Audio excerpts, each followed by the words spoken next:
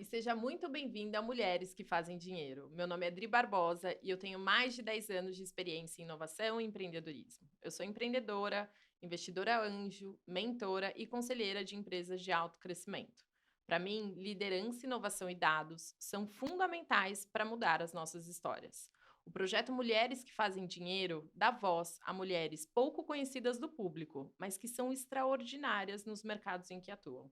Espero que você aproveite o conteúdo e se sinta inspirada por essas histórias de sucesso.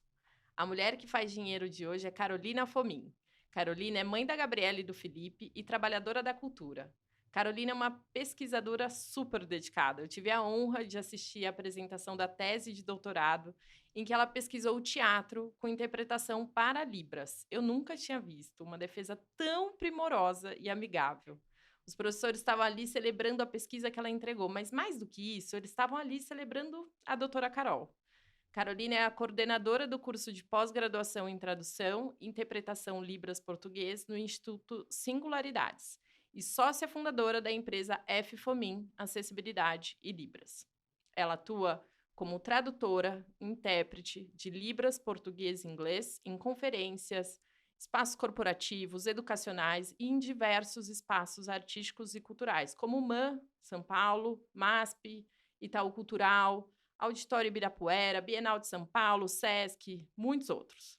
Sabe os 11 shows do Coldplay que aconteceram no Brasil esse ano? Pois é, ela interpretou todos os shows. Assim como Barack Obama, Angela Davis, Erykah Badu, Gilberto Gil, Alceu Valença e Tiaguinho. Carol tem um coração imenso, ela irradia luz, é acolhedora, é minha vizinha. Eu tenho o privilégio de encontrá-la por aí e seguir o seu trabalho, que é tão relevante pelo Insta. Carolina Fomin, bem-vinda ao Hall de Mulheres que Fazem Dinheiro. Obrigada, Adri. Obrigada pela apresentação tão generosa. Carol, eu falei já sobre você, mas eu queria muito que você contasse a sua história. Quem que é Carol Fomin? Dri, essa é uma pergunta difícil. Você já começa assim com uma pergunta babado. É, eu fico pensando, quem é Carol Fomin, né? Acho que eu sou muitas coisas, mas eu acho que eu sou uma pessoa que gosta de projetos e que vai atrás deles e que gosta de realizar os projetos. Então, eu sou muito movida a projetos. Aham. E eu acho que eu também sou uma pessoa que gosta de construir pontes. Então, pontes entre diferentes culturas, pontes entre línguas, meu trabalho é isso, né? E entre pessoas também. Eu gosto de unir pessoas, de conectar pessoas, de Aham. apresentar pessoas para pessoas. Então, acho que essas são características minhas, assim, né? Aham. E quando eu penso em realizar projetos, eu gosto de realizar eles bem feitos. Então, eu vou Ótimo. até o final, assim, sabe? Da melhor forma que eu posso ser, assim. Aham. Eu fui ensinada, assim, desde criança. Meus pais sempre falaram que você pode fazer o que você quiser, mas desde que você faça bem feito, que você vai ser maravilhosa naquilo que você quiser. Aham. Então, eu comecei minha carreira como arquiteta É verdade. e fui parar na interpretação de Libras. E as pessoas, às vezes, tipo, me julgavam, falavam: você vai sair de uma carreira que é reconhecida, mas tem um status, assim, Sim, maior. as pessoas sabem o que é, não é algo desconhecido. Exatamente, as pessoas sabem o que é, tem um prestígio, Aham. né? Mas aí eu fui migrando, assim, a minha vida foi acontecendo e fui parar na interpretação de Libras. E várias pessoas me falavam, mas você tem uma profissão, você vai sair de uma. E aí eu acho que eu consegui fazer um caminho bem feito, porque eu fiz bem feito, sabe? Então eu Sim, consegui fazer um trabalho de migrar de uma profissão para outra, porque tudo que eu fazia com dedicação e fazia bem feito e com amor, assim, com paixão. Então, acho que quando a gente está com é esses elementos em mãos, a gente consegue fazer um bom trabalho. incrível. Conta também, você tem 2 filhos lindos. Ai, Gabriela e Felipe. Então, eu até coloco sempre no meu currículo que eles, que eu sou mãe deles primeiro, né? Aham. Apesar de eu sempre ter sido uma mãe que trabalhou, nunca parei de trabalhar, eu nunca fui uma mãe que conseguiu viver exclusivamente a maternidade. Aham. Mas eu acho que consegui fazer uma boa dedicação aí para eles durante toda essa vida aí, infância e adolescência, e agora estão na vida adulta, estão com 18 Sim! anos, socorro! Eu Sim. não acredito que eu tenho 2 filhos de 18 Eu anos. também não. Eu tenho 2 filhos de 18 anos. Sim, que são lindos. Carol, você atua como tradutora intérprete de Libras, português e inglês, em diversos espaços artísticos, culturais, enfim. E você já falou aí que você fez uma transição. Conta pra gente em detalhe como que foi essa jornada para você chegar nesse ponto da sua carreira. Tá. Eu eu comecei trabalhando como arquiteta, né, me formei em Aham, arquitetura no Mackenzie, aham, e aí logo no começo da minha carreira eu comecei a trabalhar com projetos de interiores, reforma de apartamentos, de espaços comerciais, eu fazia cafés, aham. lojas, eh, e aí, a um determinado momento da minha carreira, eu tinha grandes nomes no meu portfólio, de pessoas famosas, Sério? sério. Eu fiz bastante dinheiro, assim, nessa época, Aham. mas eu não era feliz. Jura? Eu não, assim, primeiro que tem uma coisa que na arquitetura, principalmente na que eu, como eu trabalhava com famosos e Aham, com grandes projetos e conseguia fazer um bom rendimento, aham. tinha muita vaidade, era tudo muito pelo dinheiro, assim, Tá, sabe? Então, isso não me movia. Então, assim, eu fazia porque eu precisava de salário, claro. os caminhos da vida foram me levando para aquele momento, mas eu não era feliz. E aí eu lembro que teve uma pessoa especificamente, um cliente meu específico, que ele foi assim um divisor de águas na minha vida, porque ele me ligava brigando comigo, gritando, e ele não era uma pessoa assim empática, não era uma pessoa que sabia lidar. E assim, obra, construção tem problemas. Sim, Toda obra, sempre. toda É. construção tem problemas, toda reforma. E aí, só que era assim, problemas que eram resolvidos no mesmo dia, no dia seguinte, mas ele não sabia lidar com aquilo. Ele não sabia, eu sabia lidar, eu sabia. Era o seu Era o trabalho. meu trabalho, Era o que você exatamente. fazia, resolver problema. Mas tinha dia que ele passava o dia fora da obra e ele voltava na obra dele, na construção dele, eh, à noite, ele passava Aham. lá e ele me mandava áudio 2 horas da manhã, dizendo que eu era uma Socorro! incompetente, que isso porque, assim, faltou o filete de acabamento da porta de calma, o filete vai chegar amanhã, amanhã a gente vai colocar, sabe, assim. Então, ele me tirou do sério, assim, e eu pensei: "Não é isso que eu quero fazer para o resto da minha vida".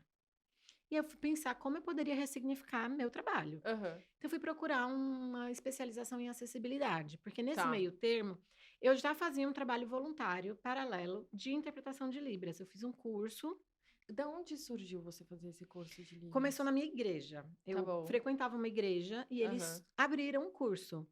Eu estava com a Gabriela bebezinha, Aham. então eu sei bem a idade de que eu sei língua de sinais, assim. Na verdade, assim, eu já tinha tido contato com a língua de sinais quando eu era criança. Ah, é? É. Eu já tinha na igreja que eu Tá frequentava, bom. nessa outra igreja não tinha nada. Lá em Fortaleza, porque eu sou cearense, Eu né. não sabia, Sou jura? cearense. Que delícia. E mudei para São Paulo com 12 Tá anos, bom. então, tenho mais tempo em São Paulo do É. que no Ceará, mas a minha infância foi lá. E aí, enfim, quando surgiu o curso de Libras lá, eu falei: "Ah, acho que eu queria fazer alguma coisa voluntária". Eu tinha vontade de vou fazer. E a Gabi estava pequenininha, eu tinha tempo. Aham. Então eu lembro que às vezes eu ia com ela bebezinha, assim, no colo, para o curso. E aí fiz o curso de Libras, mas aí eu fiz amigos surdos, Que conheci o legal. professor e eu era muito interessada, foi tipo um novo horizonte para mim. Sempre tive interesse por línguas. Tá, Eu sempre fui bilíngue. tá bom. Eu sempre soube inglês, porque Aham. a minha primeira língua que eu aprendi foi inglês. Ah, é? Porque os meus pais moraram nos Estados Unidos. Quando eu tinha 1 mês, eles mudaram para os Estados Tá bom. Unidos, até os 3 anos. Ou seja, sua primeira É, a língua minha primeira é língua. inglês. Aí mudamos para Fortaleza, né, Aham. mudamos para o Brasil, para Fortaleza, fomos para aí eu aprendi o português, Sim, só que eu sempre soube um inglês que era só da fala, não da tá escrita. bom. Então eu só fui fazer cursos de inglês e buscar Gramática, gramática, tanto etcétera. que eu achava os cursos de inglês péssimos, porque eu ficava assim, eu já sabia falar, e era sempre do básico para poder aprender Aham. a a língua.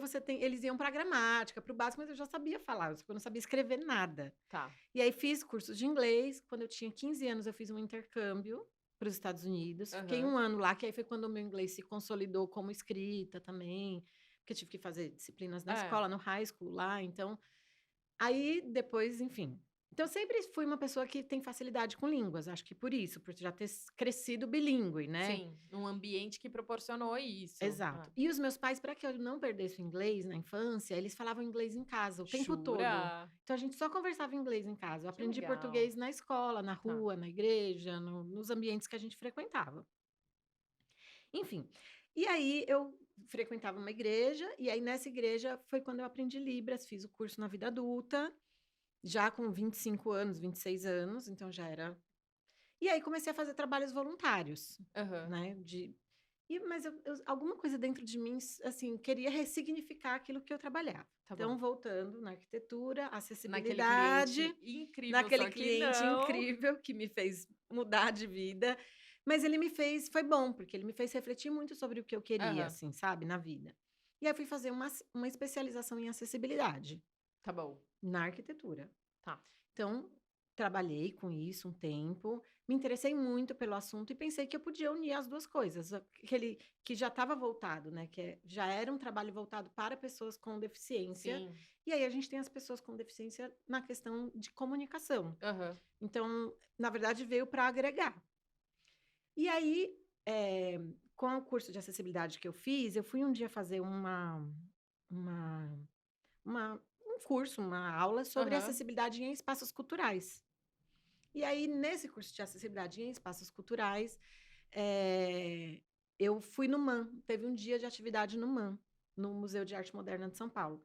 Nesse dia especificamente, não tinha intérprete de Libras e eles tinham um educador surdo lá. Putz. E eu já era intérprete voluntária em outros espaços, Aham. mas nunca tinha feito isso profissionalmente. E esse surdo que estava lá é um surdo que é o Léo Castilho, que é meu amigo até hoje, mas ele é um surdo famoso na comunidade surda. Tá. E aí um amigo meu veio falar, sabia que eu era intérprete, falou, Carol, vai lá, interpreta para ele. Falei, gente, mas é o Léo Castilho, eu não vou conseguir interpretar para ele, eu sou uma intérprete voluntária de igreja, eu não sou uma intérprete profissional. E de arte, e de E de cultura. arte, de Porque pode cultura, ser um contexto diferente também. totalmente, era É. totalmente outro contexto do que eu Aham. não estava habituada. Eu conhecia de arte e cultura pela minha experiência como Sim. arquiteta, como profissional, Aham. mas não como intérprete, né? Não atuando nessa área.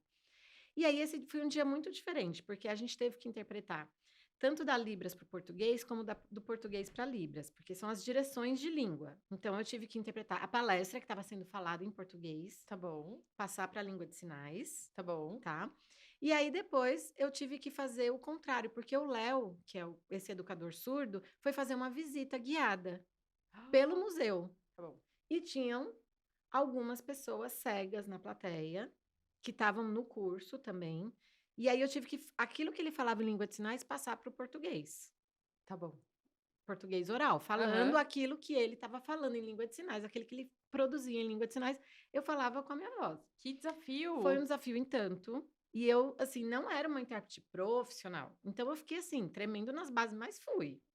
E eu acho que eles gostaram de mim, porque aí depois a coordenadora do museu veio falar comigo, a Daina, Jura? até hoje é minha amiga.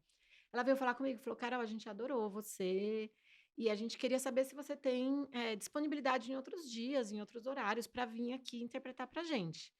Aí, infelizmente, hoje a gente não tem como te remunerar, porque a gente não estava com isso previsto. Era o Aham. curso que tinha que ter remunerado. Eu falei: não, imagina. Eu já era uma intérprete voluntária, então para Aham. mim estava tudo bem ser Tava voluntária. criando ali a base. E eu não tinha noção, assim, Aham. ainda, assim, de coisas profissionais, de o que é, né, a profissionalização do tradutor-intérprete de Libras, eu não tinha Que esse ano que foi isso, conceito. Carol? Acho que foi em 2005, Tá.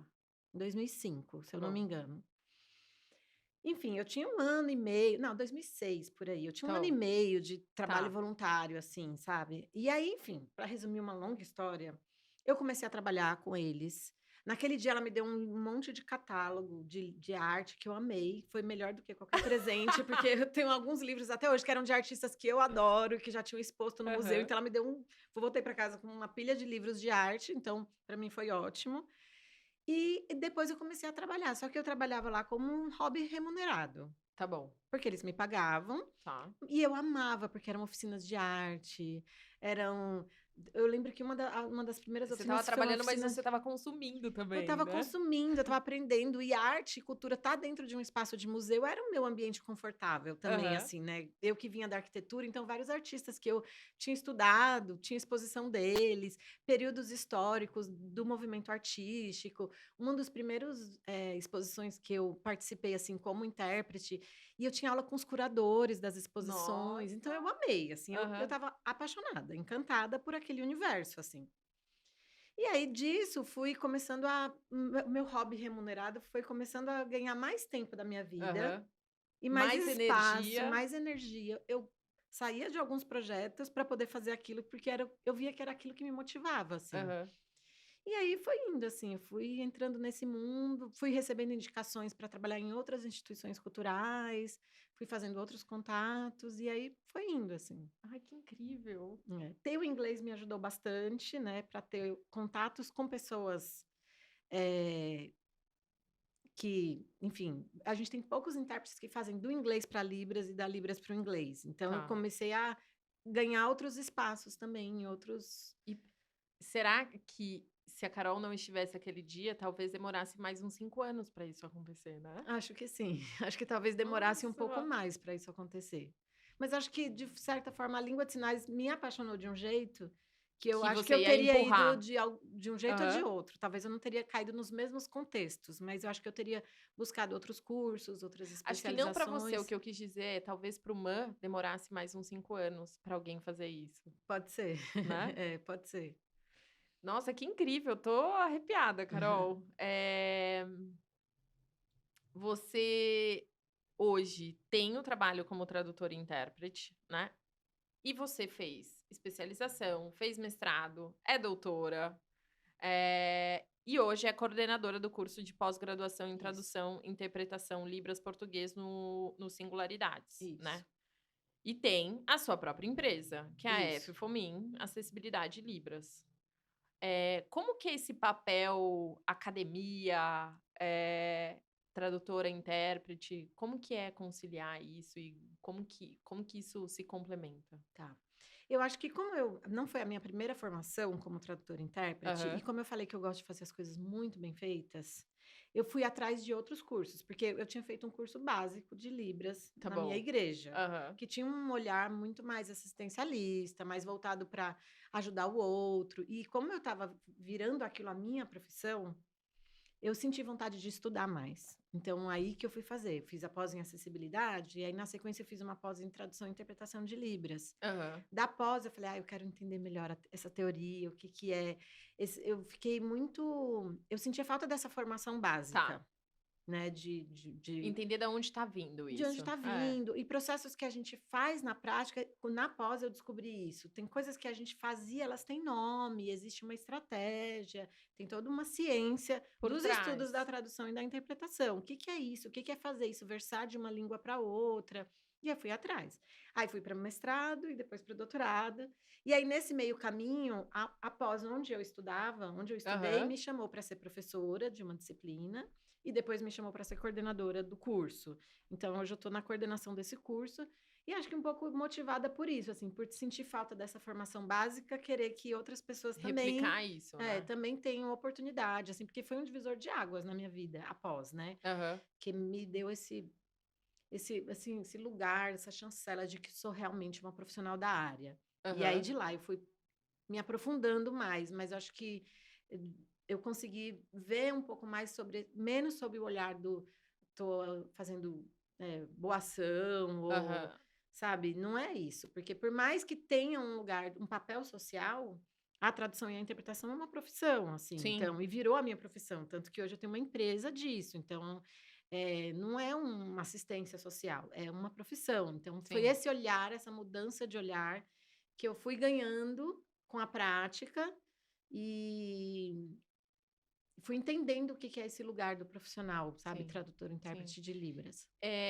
Eu posso dizer que ainda na academia é um campo de conhecimento novo, Carol, ou não? A tradução e a É. interpretação? Pode, porque, assim, historicamente é uma profissão recente, né, É muito. ela foi regularizada em 2010 Tá bom. como profissão. A tradução e interpretação de língua de sinais, né, de Uhum. Libras português. Então é uma profissão recente, se a gente for pensar, ela não é uma profissão que tem história como a medicina, É. como, né, a advocacia, como outros campos do conhecimento.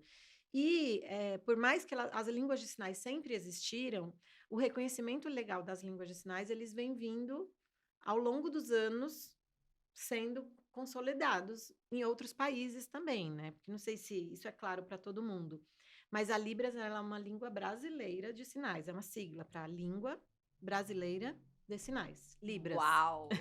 Não tinha ideia. É. E é língua, não é uma linguagem, porque muita gente acha que é uma linguagem, como se fosse, talvez por um empréstimo do inglês, que Tá bom. language é a mesma, Tá bom. language Aham. é a mesma coisa, tanto para linguagem como para língua, mas no Brasil não, a gente tem 2 termos para diferenciar. Então existe a linguagem corporal, linguagem expressão, Aham. e a língua, que tem estrutura, que tem, né, que é carregada de identidade, de cultura. Então cada país tem a sua língua. Muita gente fala: mas não seria mais fácil se fosse uma língua Universal. universal?" Aí eu falo, eu sempre gosto de falar isso, é o mesmo que a gente querer que todo mundo fale só inglês. E que a gente Exato. não tivesse as peculiaridades da nossa língua, da nossa cultura. O português, As expressões, enfim.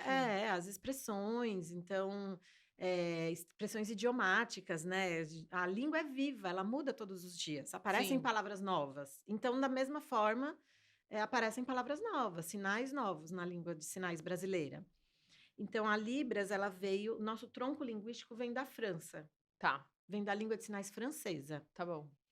E a Libras, o ASL, que é o American Sign Language, também vem da língua de sinais francesa. Mas países que falam a mesma língua oral, no caso Brasil e Portugal, não necessariamente partilham da mesma língua de sinais. Uau! Então não segue o português, segue o bom. Brasil, segue a língua do Brasil. Então, em Portugal é a língua gestual portuguesa. O que cria também uma complexidade. Por exemplo, pensando aqui, a língua brasileira de sinais, traduzir para língua, como que chama de Portugal? Língua gestual portuguesa. Para traduzir para língua gestão, Gestual. gestual portuguesa. Teria que ter daí um tradutor que conhece as 2 línguas, Tá. para fazer a tradução entre essas 2 línguas. E existem tradutores que fazem entre, sei lá, em congressos de língua de sinais internacionais, assim, que tem pessoas que se reúnem, congressos internacionais sobre a língua de sinais. Tá. Então, pesquisadores da França, dos Estados Unidos, né? Todo mundo se reúne. Aí eles colocam, tem que ter os tradutores entre as línguas que estão ali circulando no congresso. Verdade. Igual quando a gente vai num congresso que pega o fone para ouvir Você vai a escutar interpretação. você vai escolher se quer ouvir em espanhol, etc. Vai ter que ter isso. Então, às vezes, tem conferências da ONU, por exemplo, que tem vários intérpretes de língua de sinais em pezinhos, assim, sabe? De várias línguas de sinais, Por isso para que tem poder que ter traduzir vários, para o então. português. Entendi. Para o português não, para Pra a língua do país, do da país, pessoa. exatamente. Que interessante, eu não tinha ideia disso. Que aula, obrigada, Carol. A gente sabe que inclusão é um tema importante na sua carreira, né? No seu trabalho você junta inclusão, cultura e educação. Isso. Brasil não é o país que vê com bons olhos investimento nesses campos, né? Principalmente os últimos anos, que foram bem difíceis para esses temas. Sim. Para você que respira isso, eu queria te perguntar o que te move. Tá. E depois eu queria saber que tipo de acessibilidade você quer promover com o seu trabalho. Certo. Eu penso que realmente nos últimos anos a gente teve bastante dificuldade com os cortes de verba na área da cultura, com um olhar muito assistencialista para as pessoas com deficiência. Então, apesar das pessoas terem visto a ex-primeira-dama, Sim. sinalizando ali naquele primeiro dia da posse, né? Que é ótimo. Que foi ótimo, deu uma super visibilidade, assim, para a língua de sinais. E é isso que a gente quer, conquistar espaços e dar essa visibilidade para a língua de sinais. As iniciativas públicas que foram feitas, as políticas públicas, exatamente, foram totalmente de desmonte da profissão do tradutor-intérprete de língua de sinais, de desmonte da educação e da cultura. Sim.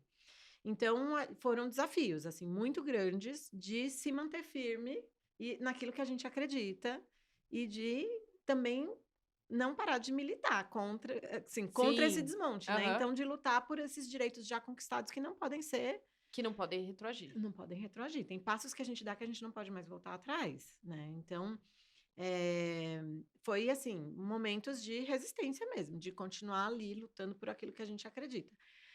No entanto, é isso. Tem passos que a gente deu que não consegue mais voltar atrás e que existem leis que foram publicadas anteriores a esse governo e que, por exemplo, a Lei Brasileira de Inclusão, né, que chancelam e que nos dão suporte técnico e aparato para exigir que a língua de sinais esteja presente nesses lugares e que, de fato, a inclusão é algo que já está dada, que a gente Uhum. não pode mais voltar atrás. Não é uma escolha. Não é uma escolha. Mas aqui no Brasil, preciso fazer justiça que a gente também não está atrás de outros países do mundo. É bom saber, conte É, mais. na área da inclusão e da acessibilidade, a gente tem passos importantes, assim, como o reconhecimento da Libras como língua, que outros países não têm ainda. Tem muitos países que não têm o reconhecimento da língua de sinais como Tá. língua, né, da língua de sinais do seu próprio país como língua.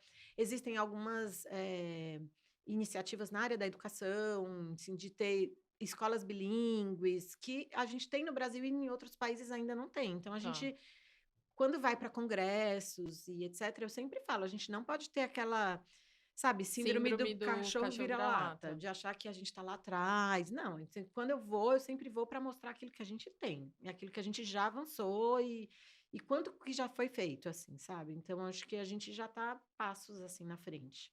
Claro que a gente nunca está satisfeita, a gente sempre quer mais. Eu gosto de dizer que a gente tem que ir atrás da realidade que a gente quer. Né? Então, Sim. não a partir daquilo que já está dado. Então, por exemplo, a gente tem as leis, as iniciativas, mas ainda não é suficiente. A gente quer viver uma realidade muito melhor que essa. Então, a gente tem que estar sempre indo E atrás como que é dela. essa realidade que você quer viver?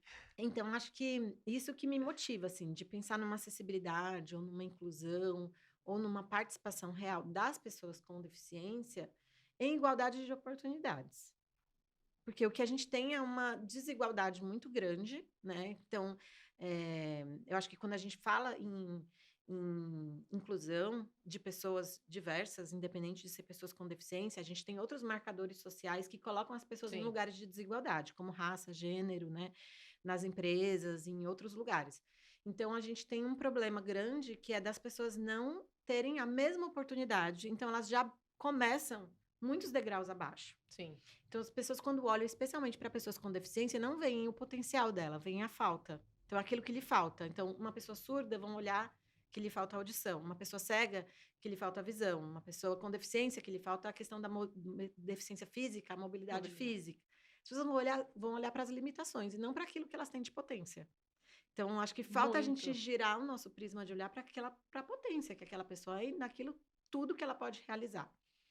Tem uma amiga minha que trabalha com acessibilidade também, que ela costuma dizer que se o lugar não está pronto para receber todas as pessoas, é o lugar que é deficiente.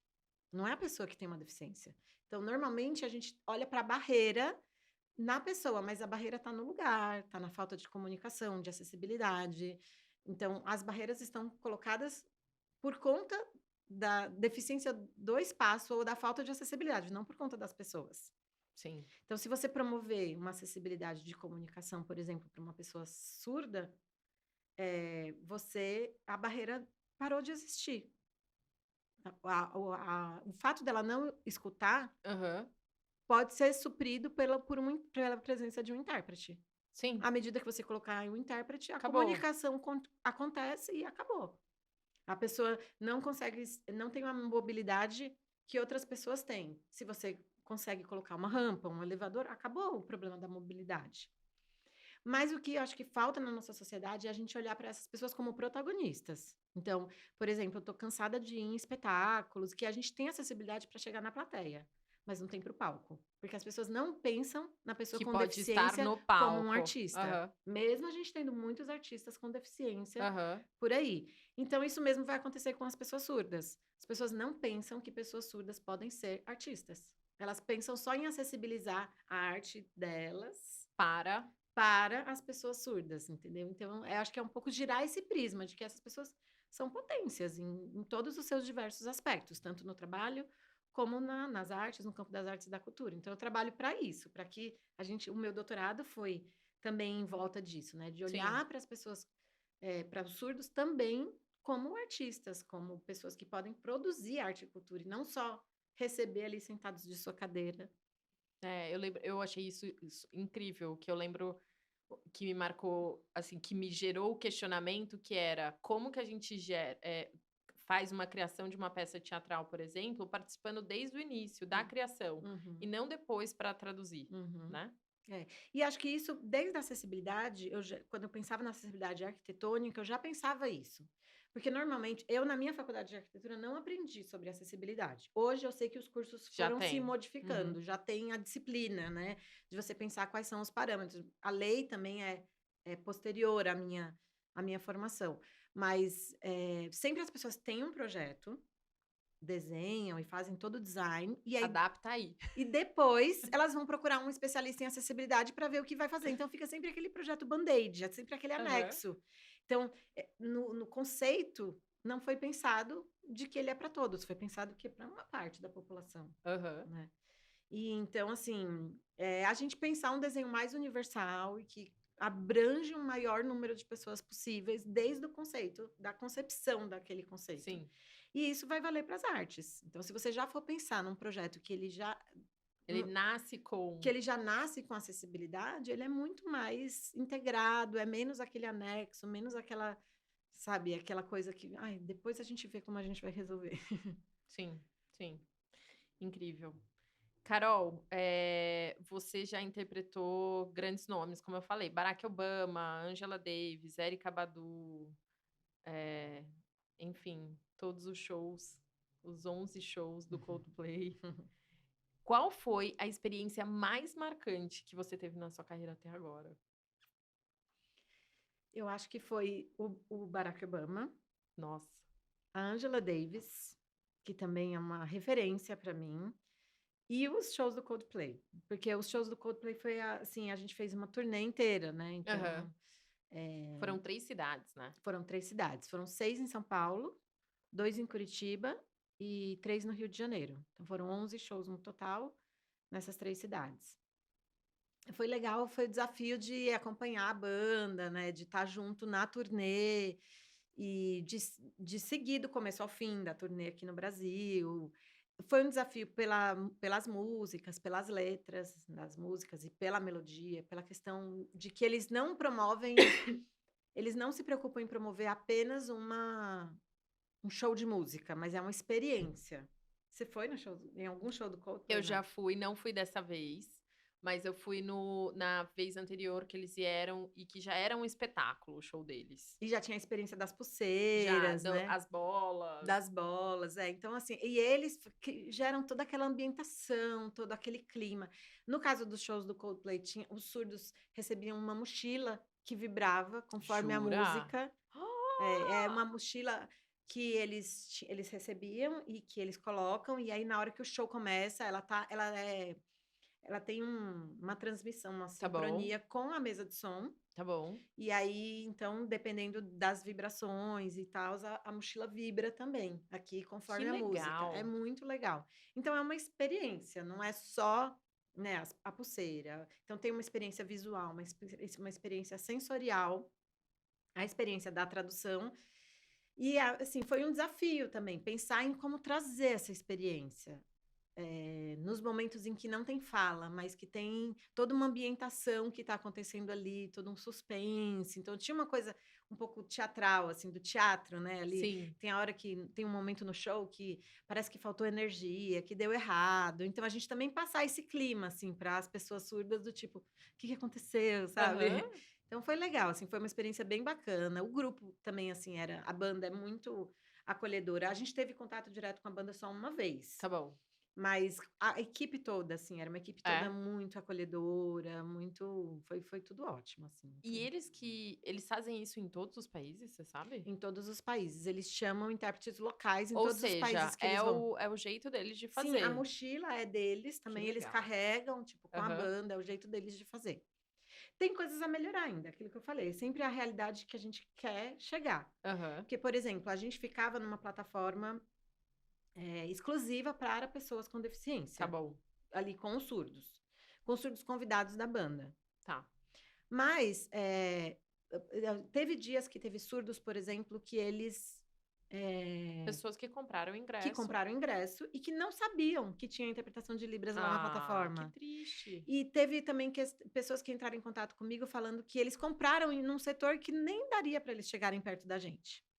Como eu falei, a banda era muito acolhedora. Então, quando eles descobriram, teve um dia que teve um surdo que estava sentado lá na, enfim, Eles arquibancada tiraram a X, pessoa. trouxeram ela para cá e fizeram toda uma movimentação para dar certo da pessoa assistir e ter a melhor experiência Que possível. legal. Foi muito legal. Mas, assim, a gente poderia melhorar esse processo anteriormente. Poderia Sim. ter uma divulgação, por exemplo, quando vende o ingresso, Nossa. né? De onde, que setor que tem Libras. Então, para que a pessoa possa escolher e comprar naquele setor. Ou, enfim, eu acho que essas informações de acessibilidade não foram tão claras na venda dos ingressos. Eu não sei exatamente de quem é a Sim. questão aí, onde que tem que chegar essa informação, né? Sim. Porque eu era só uma contratada ali, né? Ao mesmo tempo, eu concordo, enfim, ainda mais você que vive isso, você tem olhos de lince, você sabe cada coisa ali que poderia ser melhor, né?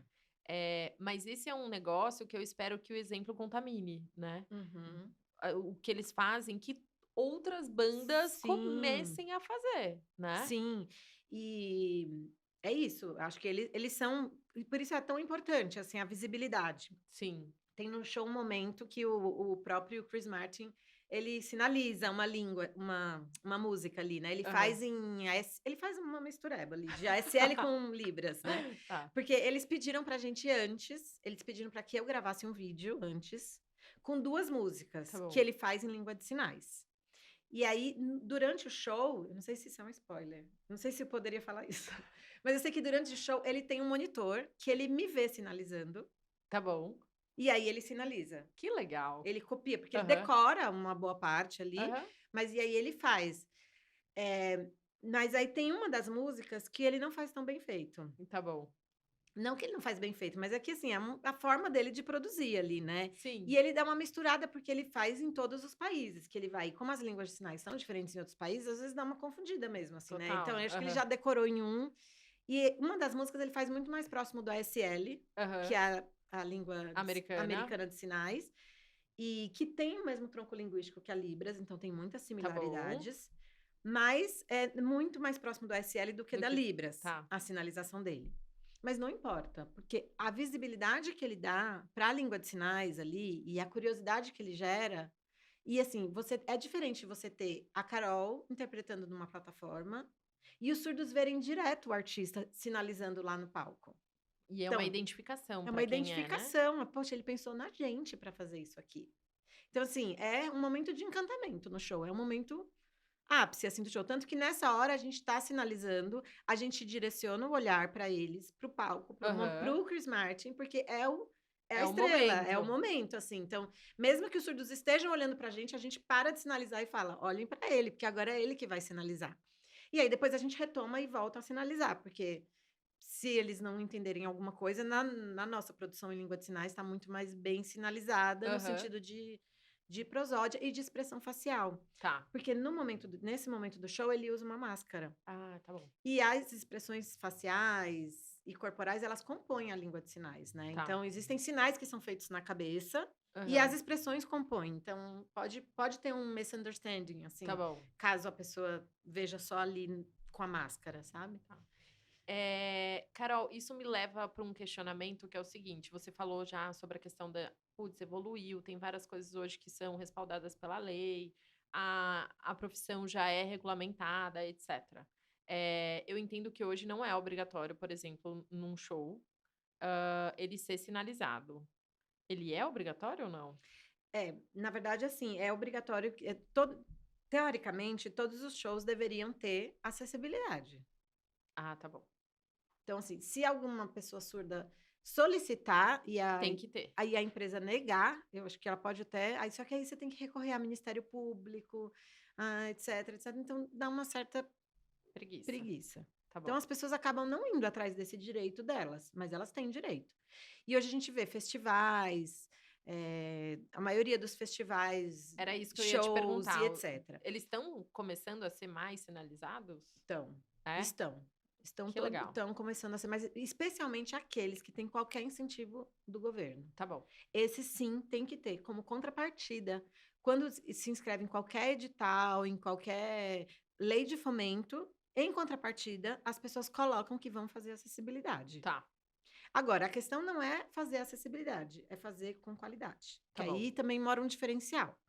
Né? Então, as pessoas vão falar, eu fiz acessibilidade, mas aí elas não fazem ou com empresas capacitadas, ou não fazem uma acessibilidade que não é legal. Então, se a gente for pensar em todos os âmbitos, estou falando, né? Então, se a gente for pensar em acessibilidade de física também, né? Das pessoas com cadeira de rodas, de conseguir chegar até o lugar. Às vezes faz que a pessoa tem que dar uma volta no estádio inteiro, e só Tá. tem um acesso, ela não consegue acesso a todos os lugares. Então, tem um monte de questão a ser vista ainda. Mas existe sim essa obrigatoriedade de ter acessibilidade. E tá melhorando, então, cada vez mais E tá tá tendo. melhorando, cada Ai, vez mais, porque cada vez mais trabalho para Carol. isso, e cada vez mais as pessoas surdas estão reivindicando esse lugar que é delas de direito, Tá bom.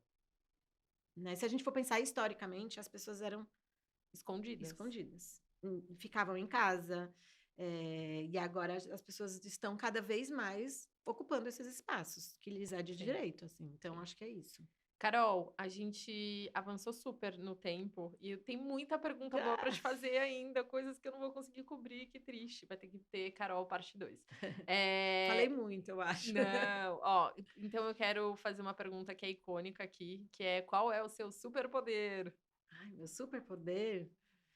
Eu acho que o meu superpoder é aproximar pessoas. Eu acho que é estabelecer pontes, trazer pessoas para próximo. Eu acho que eu sou acolhedora, então acho que eu Sim, tenho é. um superpoder de acolhimento, assim. Acho que é isso, não sei. Muito bom. O que que representa dinheiro para você? Dinheiro, para mim, eu acho que para nós que somos mulheres, dinheiro também é um pouco de independência, né? Aham. Pensando historicamente. As mulheres se sentiam aprisionadas pelo dinheiro. Mas a gente também tem que tomar cuidado de não deixar com que o dinheiro nos domine sempre. Então, o dinheiro é sempre um lugar de cuidado para mim. Porque eu não quero que o dinheiro seja aquilo que me motiva. Nunca. Só o dinheiro. Eu acho que a gente tem que ter um dinheiro como um lugar de realização de outras coisas, de buscar e de não sempre tomar cuidado com quem manda em quem. Que não pode ser o Que dinheiro que manda em mim. Tem que ser sempre eu que controlo e que distribuo ele para o que mais faz sentido. e tem muito a ver com a sua ressignificação de carreira e mudança de carreira, né? Exatamente, exatamente. Legal.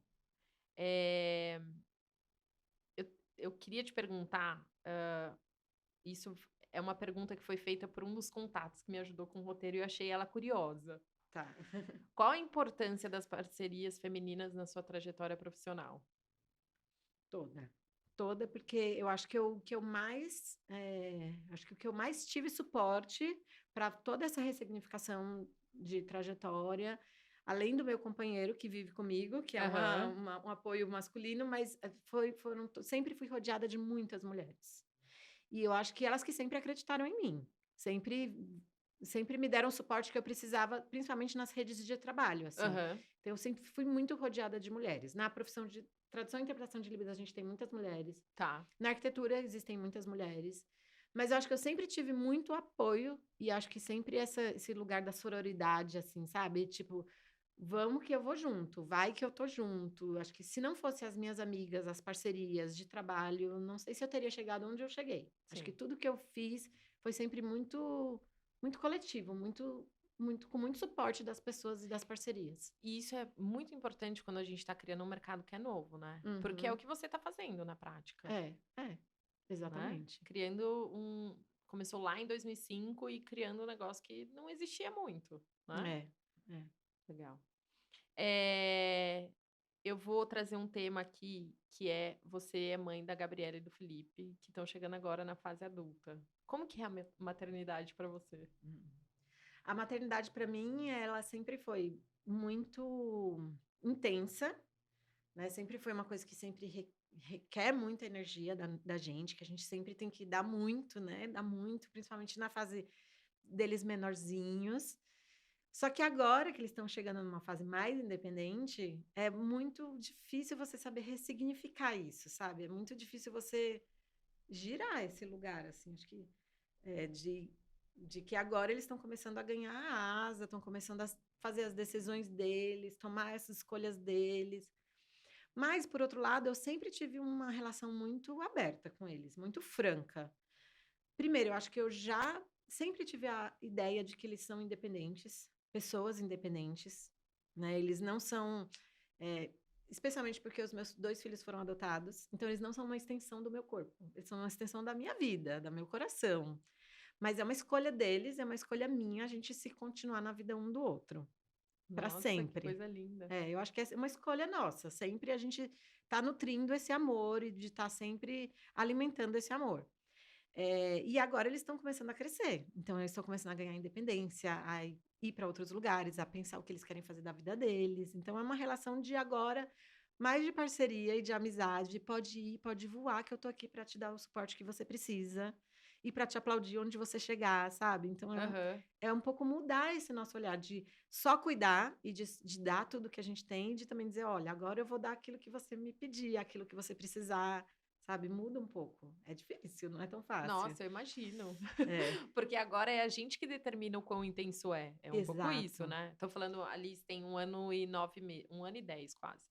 E daí, de repente, vai chegar um momento que não, vai ser ela que vai me falar quando, exato, aonde que eu posso chegar, exato. né? E até assim, engraçado, porque agora eles estão mais velhos, aí começa namoro, né? Aham. Conversar sobre outras coisas.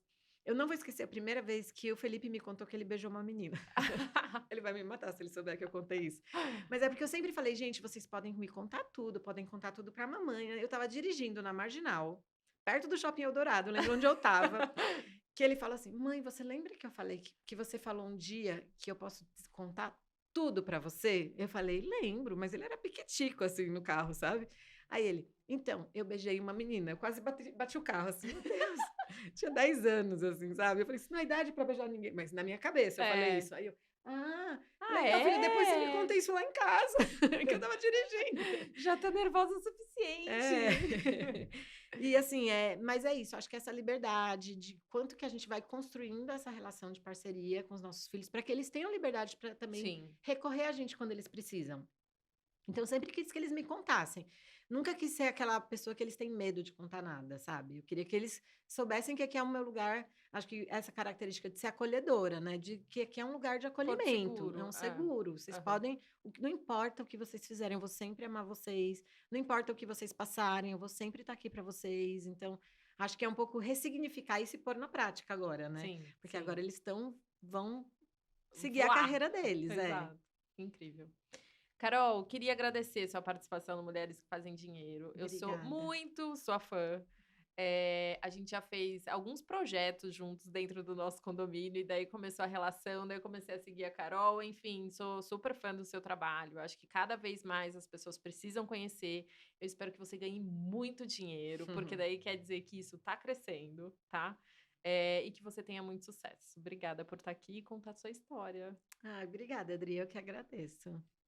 Obrigada a você que esteve aqui com a gente. Não se esqueça de seguir o Mulheres que Fazem Dinheiro para você ser avisada quando sair um novo episódio. A gente está no ar todas as terças-feiras. Nos siga também nas redes sociais.